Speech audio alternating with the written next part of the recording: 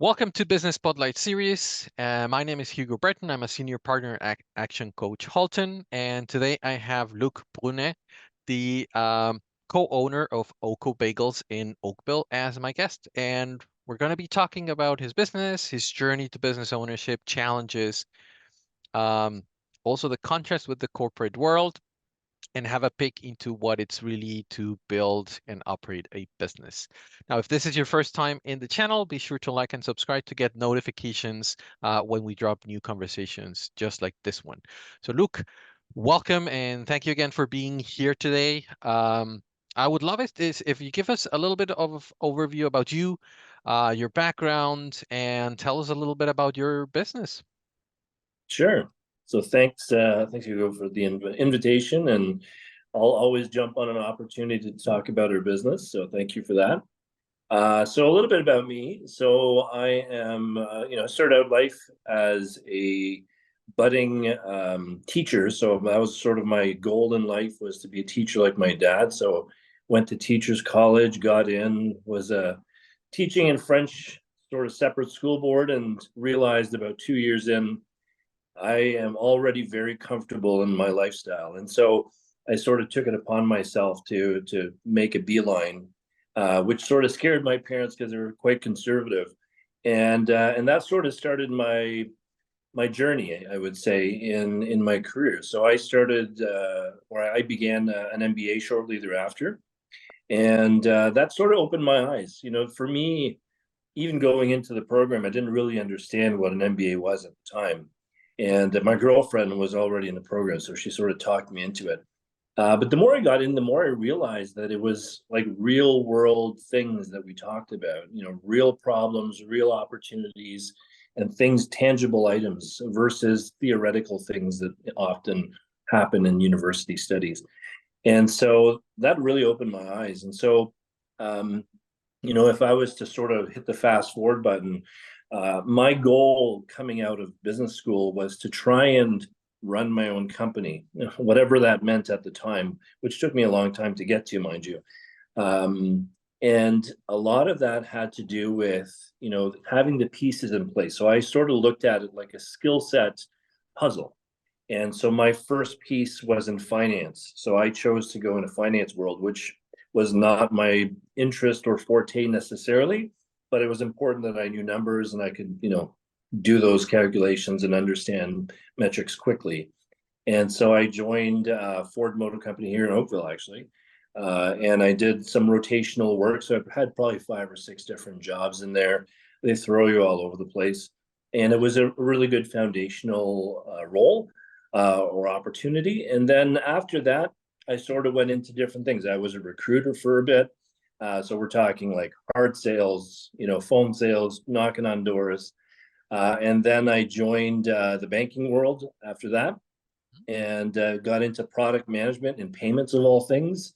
I managed one of their, well, probably the largest portfolio of credit cards that they had, including all the co-brand cards, so all the relationships. And then they sort of tapped me on the shoulder to take on the innovation work. So I sort of became the de facto innovation leader in our business. And I had to be able to translate a lot of what the techies were talking about into business speak for the executives. And, what should we be worried about, or what are the opportunities? So I think as that journey sort of progressed, it really opened my eyes to see, there's really anything that's possible if you sort of apply yourself. So as an aside, I used to mentor people along the way, and I always told them, look for opportunities to fail, because that's really going to push you. Like if you really don't have a tangible way of failing at something, it's not really going to motivate you that much. And so I always sort of said, look for those nuggets where you don't know that you can actually pull through, and that'll really push you, and you'll learn and love what comes out of that in the end. I So like yeah, how all these different roles gave you like very different functional expertise, right? From finance to kind of talent with sales, right? So I think at the end as business owners, we may end up more being generalists, right, as we start scaling. So I think that I find it really interesting that you were able to combine all of these during your corporate Yeah. trajectory. Well, and I would say on that, being a generalist in the corporate world is probably not a great strategy. Unless you know people in all the right places. The reality is, yes, you could probably do a lot of really cool things, but people like people who've done 15 years of certain things in order to give them the responsibility of a business unit, for example. And so that's sort of the negative side of it, but it does prepare you very well for a more generalist, business ownership sort of environment. So Okay. yes, and just to finalize on that, I sort of popped around into different fields, primarily in financial services.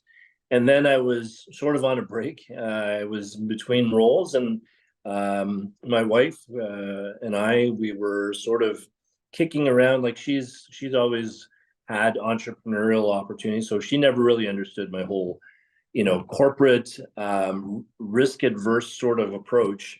Mhm. And so she really pushed us to take on this thing. So we found OKO Bagels. It was for sale. Okay. The original owners had it for about 2.5 years.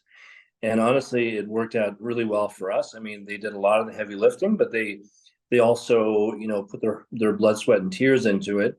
So OKO Bagels, by the way, the naming convention, I don't know if I know it exactly, but I know it had to do with OKO, like in the sense of OK for Oakville. And then also the K had to do with one of the co-owners. Her name was with a K. So somehow that was involved. But the reason why I actually really like OKO is that it means nothing. Well, it probably means something in some language, but in the sense of it doesn't necessarily jump out as something. So while we sell Montreal style bagels, which we can talk about, we also sell cream cheese. We can sell groceries at the end of the day. Like there's really nothing that sort of holds us back in terms of what we can call OKO. And that's what really drew me to that as well. Okay. So a couple of questions there. So with both of you involved in the business, how have you defined like the roles that you Mm. both play? It was bumpy. So I think going in, so maybe to build on that, so we took over the business in March of 2020, which if you remember was effectively the start date of COVID. Yep. And so day two, we had to literally lay everyone off. So we officially became the worst bosses in the world. And but it really allowed us to sort of reflect on what we needed to do to get our, roll up our sleeves. And so if I was to say the delineation, my wife Jasmine looks after primarily the front of house. So call it customer facing. We have multi locations which have individual crew members that work there. So she manages that team mostly. I look after primarily the baking side, so the preparation of the bagels, some of the prep in the back. I also do all the financials. I do all of the administrative stuff like, negotiating lease terms, dealing with different municipalities for business licenses, health inspectors, and then, de-escalation, because we do share some of those duties as well. So I do a lot of the interviewing for crew members and that sort of thing as well. Oh, okay. And the other question I had was just like the uniqueness of the business. You mentioned Montreal style bagels, but when tell us a little bit about what makes the business unique in terms of location, the products that makes you stand out from other options that there are there in Oakville. Sure. So I always joke with my wife that our one of our main selling features of having our business is it's a pain in the butt to actually do it, because we need to bake in a wood fire oven. So that means we manage a fire in order to bake our products, which means that we have to get skilled people that can do this repetitively in on a 7 day a week cycle. And if you don't know what Montreal style bagels are, they tend to, so there's sort of two different types of bagels. there's Montreal style, which is my preference, obviously. And then there's sort of what you would get in the grocery store, which is typically called New York style. It's a little bit of a doughier, thicker bagel. While ours are a little bit denser, they're a little chewier and sweeter. Okay. And so we make them from scratch in our Oakville shop. And then every morning, bright and early, because we have to provide all of the bagels and everything else to all of our locations for our drivers that arrive at like 7:15 in the morning. And so we'll have all of the bagels sort of prepped in the fridges, and then we take them out tray after tray, put them through the baking process, which basically involves boiling them in sweet water. And we sweeten our water with maple syrup. The reason why we do maple syrup versus what originally was honey is because we also have whole wheat bagels, and which are vegan. Mm-hmm. And technically, vegan people don't like honey, and so it allows us to sort of get around that. But it's also a nice flavor that we find works well. And then we put them on some pine boards. I go to Home Depot regularly to restock my boards because they burn up eventually, and put them in the oven, and then we sort of manage them through the baking process. It takes 10 to 12, 13 minutes about to get them through, and then rinse and repeat. And so, like I said, it's getting people who are responsible to show up so that I'm not getting a phone call at 2 o'clock in the morning, and also that they're consistent with their product, with the quality that they produce, and so forth. And so that's really, if I was to say the core element of our business right now on the bagel side, it's that. And so that's what makes it unique.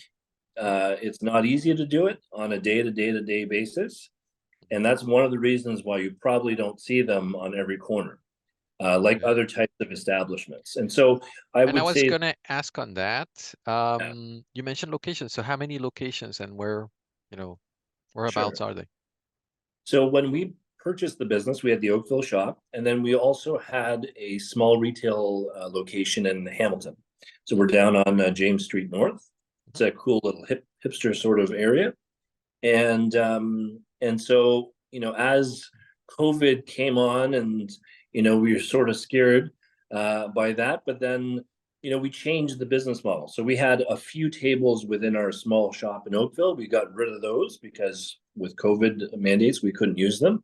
And so we replaced them with more fridges, which allowed us to produce more product. And so, my main thing was that my main asset, which is the oven, wasn't being utilized sufficiently.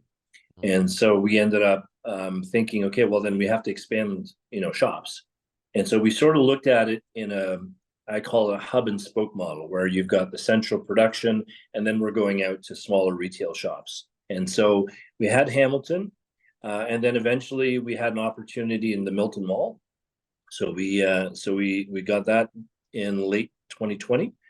And then the next summer, 2021, the same landlord that we have in Hamilton was opening a similar location in Mississauga. So we got that one as well. So we're at like Winston Churchill and Dundas on the northeast side. Oh, okay. Great. Yeah. Excellent. Thanks for sharing. Going back to how you get the word out on the business, I wanted to know, like, for your business, what has worked in terms of marketing, and like how many different marketing strategies do you have? Yeah, it's interesting. I mean, a lot of it is social media. And so we have, marketing companies that have helped us in terms of constant contact, making sure that we have postings for, various holidays or whatnot, and just on a day-to-day basis, just so we're sort of top of mind. So we grew our base. I think we're well north of the 4,000 or 5,000 members today. I think when we started, we had about maybe 1,000 or something like that. So we've done quite well. Yeah. The other thing that we use, which has helped a lot, is influencers. And so, through the marketing companies, they have a lot of contacts in that space. And so the influencers allow us to sort of expand our our product suite to an audience that we don't necessarily have access to typically. Mhm. And so that's a really good one. We've tried other things that have probably not done as well. So we've done like marketing in like elevators, or on the TV that's in there. That was okay. We actually had a commercial that we made. We filmed it here at the house, which was really interesting, and we thought it was great, and it did pretty much nothing. Oh, And okay. so, But it's good that you're testing different things and yeah, seeing what works, right? yeah. I mean, I think there's that. I think a lot of it's word of mouth. So, getting involved with donations and charities, Mhm. wherever we can do, some of that. We also do catering, so I think that again expands the footprint to some that maybe wouldn't necessarily go, try our products. Mhm. Um, yeah, and then word of mouth, which is a big piece, I would say, of what we do. Okay. Okay. And going back to something we were discussing before starting the recording, wanted to go deep into a little bit of your expertise and you mentioned about um having a plan and then things changing, right? And having that flexibility. I'm guessing starting the business right when COVID hit is a huge wrench put into the machine. Yeah, So tell me a little bit about that, like that balance between planning and having the flexibility, which may be very different from maybe corporate experience. sure. Yeah, I think, in the corporate space, it's not only having an idea, it's aligning every single duck ready to go. And, you've got mitigating plans for every type of scenario. In the business world, that doesn't happen because you've got to run the business and you don't have time for that. So what you do is you use a bit of the 80-20 rule. And so, you make decisions based on trends of where things are going. Sort of, for example, COVID. There was a lot of unknowns. And so we didn't know necessarily, okay, so how is the interaction model going to occur? How are customers going to feel comfortable in our environment? Should we have more space for them to come in, or should we manage to have one person at a time? What's the customer experience like? And so we had to go through a lot of that. And again, we have 4 locations, so it's different in all of them. The other challenge that we sort of ran into was we sort of have, in the business world, the corporate world, this is going to sound this is just the reality of how this works. In a corporate world, you have people that you work with. People have tasks. They do those tasks, and generally, that's how it works. In our world, you can have the best intentioned people, and all of a sudden they just leave for no reason whatsoever, with no notice, and then you're left scrambling. So whatever plan you had to do whatever it was that day gets completely blown to the side. And so those are things that don't happen, typically, in a sort of corporate environment. So I think that has been the biggest challenge for us in terms of, like, throughout the years, has been having consistent staff who are motivated to do this type of work for an extended period and are good at it. Big Hmm. challenge. Yeah. And tell me today, what's your vision for the business in the next 3 to 5 years? Yeah, it's a good question. So we have 4 locations. We've been asked repeatedly over the years, whether we would franchise. So just for context, we own the business outright. We own all of the names, the copyrights, all those things. And so it provides us with a lot of flexibility. And so a lot of people want to be part of that. And, the product speaks for itself. So a lot of people want to be involved in that. So that's an outlet that we've considered. There's a lot of work to sort of get down that path. We've also thought about, okay, well, in order to expand, because the reality is, in the business world, as much as we like our little business, 3 or 4 locations doesn't, necessarily get you retiring on a yacht somewhere in the Florida Keys. And so, you have to be realistic and understand, what is that plan going to look like, because it takes investment, not only in dollars, but in your time. We opened a couple of new shops. We know the processes that happen with that. And so we're sort of at this, I don't want to say at an impasse, but we're sort of trying to figure out, where do we want to put our energy? Because that's where it comes down to. Where's the energy and the risk? Where do we want to put that? Where do we feel comfortable putting that?